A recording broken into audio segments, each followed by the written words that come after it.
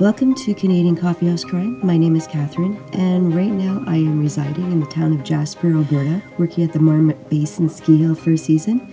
Thought I'd do a series of cases from the Jasper National Park area. I'll be able to drive around to certain areas and give you some good footage. My last case was from Jasper, Alberta, and today we are going to go to Hinton and then to the Ice Fields Parkway, and then to Chateau Lake Louise, and then to Revelstoke, BC, and then I'll finish off in Banff. My second case in Jasper National Park area series is from Hinton, 75 kilometers away from the town of Jasper. Hinton was founded in 1928. It has a population of about 10,000 people, named after William P. Hinton, the general manager of the Granite Trunk Pacific Railway.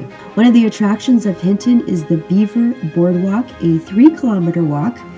You can see beavers and other wildlife. Watch out for the grizzly bears, although. British Columbia has the largest population of grizzly bears with 14,000. The Yukon has 6,000. 5,000 live in the Northwest Territories, and 1,000 live in Alberta. And if you're touring to Jasper, I suggest you fill up at Hinton, buy your groceries for your lunches at the Friesen Brothers, and stay at one of their numerous hotel chains. The gas is very expensive in Jaspertown, the groceries aren't the best, and the hotels are a lot more expensive, and it's only 75 kilometers drive to the Marmot Basin exit from Hinton. On April 20th, 2019, police received a 911 phone call from a gentleman from Edmonton, Alberta, stating his employee had confessed to a murder. Police responded to the call and located a gentleman named Brett Desjardins at his home in Evansburg, Alberta. He was taken to the Hinton RCMP station. Brett told them a story and led them to a wooded area outside of a town called Hinton, approximately 3 hours away from Edmonton. A woman was found bruised, handcuffed, and deceased. The woman's name was 25-year-old Nature Glorianne Cherish Duperron. Nature Duperron was born November 14th, 1993 at the Royal Alexandra Hospital in Edmonton. She was part of the Big Stone Cree Nation. Her mother's name is Cheryl Yucatil, and her father's name is Don. She was known to be very generous. She had no mean streaks. She was very easygoing. Her mother called her a little naive, and she was a softie. She liked music, drawing, and writing. At the time of her death, she was 25 years old and living in Edmonton. At the time, she had 3 boys, McQuan, Gabrielle, and Uriah.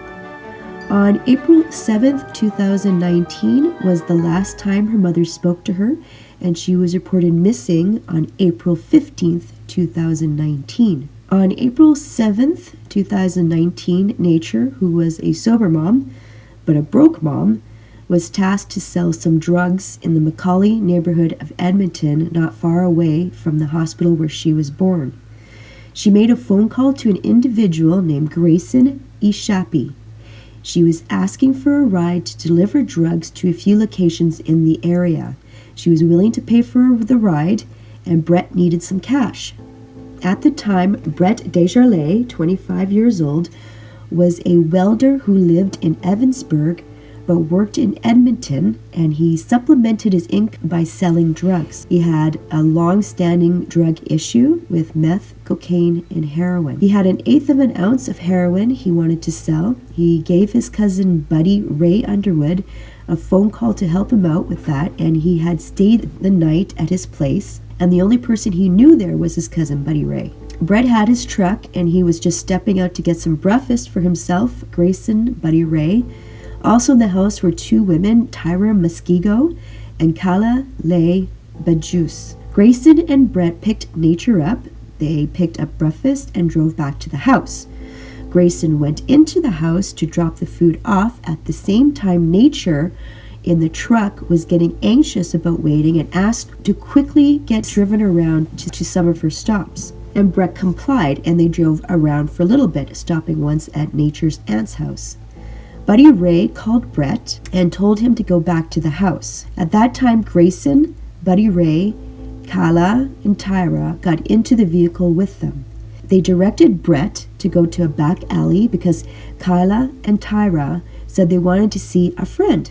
But instead, they attacked Nature and took her purse and let her go. They searched through her purse and took her money and drugs, although there was not much in the purse. They came to the conclusion that they had to track her down because they were scared of her reporting them to her dealer, who stole her money and her drugs, and they were scared of retaliation. They searched around the neighborhood and found her in the vestibule of the Service Credit Union Bank on Kingsway Avenue and was dragged to the truck forcibly, which was caught on CCTV by Kala and Tyra. Kala and Tyra had found a pair of handcuffs in Nature's purse and handcuffed her and started attacking her, punching her until she fell onto the floorboard beneath them, where they started kicking her at this point. Desjardins turned up the radio while they drove around Edmonton to muffle her screams and the pleas for her life.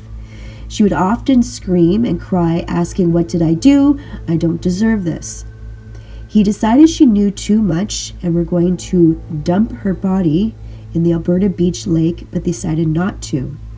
They drove to Darwell, where Brett bought some alcohol for them, and between Darwell and Edson, Nature was injected with fentanyl by Grayson. They decided to go to Hinton, 300 kilometers away, on instruction from Buddy Ray. During the trip, they stopped many fast food restaurants as they were caught on CCTV. On the way, they beat Nature, resulting in blunt force trauma to the head. By the time they reached Hinton, she had been injected forcibly with fentanyl 3 times and would often pass out during the ride. During the 5 people keeping her captive were smoking meth, polluting her system even more as she was sober. When they got to the wooded area, Buddy Ray demanded that Brett inject her with a fentanyl dose high enough to kill her. He took the syringe and broke the needle off in her hood of a hoodie and pretended to inject her so he wouldn't have to do it. Buddy Ray gave Grayson a shotgun and told him to shoot Nature. He held it to her head and pulled the trigger, but the safety was on. Buddy Ray took the safety off and Grayson tried again, but nothing happened. They just decided to inject her with a large quantity of meth and fentanyl. They drove away and left her handcuffed with her hands behind her back, bruised and heavily drugged in the middle of the woods,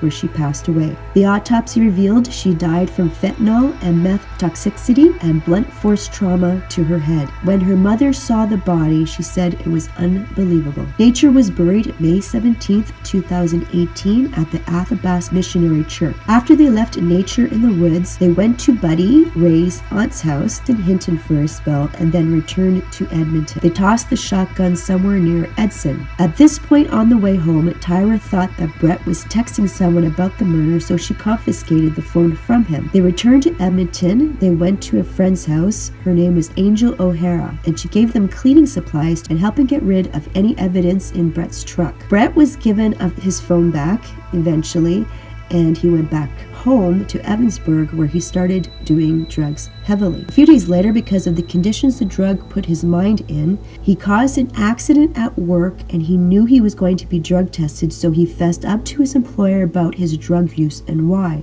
which led to the confession of the murder of Nature. Brett was fired and the employer called the police. Brett did not know that and was interviewed by the Hinton police, where he confessed and gave the names of everybody in the car, which earned Brett immunity. After a year's worth of investigation, Kala Lee Badjus, 31, turned herself into RCMP.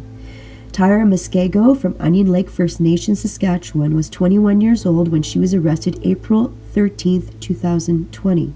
She was granted bail and house arrest and appeared in court on June 5, 2020. Buddy Ray Underwood was actually in the Drumheller Institute, where he was arrested for the murder of Nature.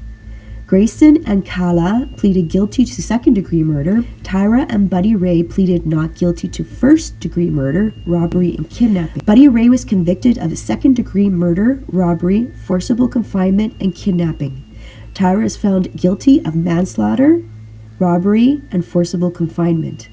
All four were sentenced to 25 years in prison with no chance of parole for 15 years. The judge decided that there was no proof of premeditation, so first-degree murder was not a factor, but Nature's mother said they drove 300 kilometers with Nature being hurt. They pulled over numerous times. At any time, this could have been stopped, and they should have been convicted of first-degree murder and gotten life in prison. Thank you so much for watching Canadian Coffeehouse Crime.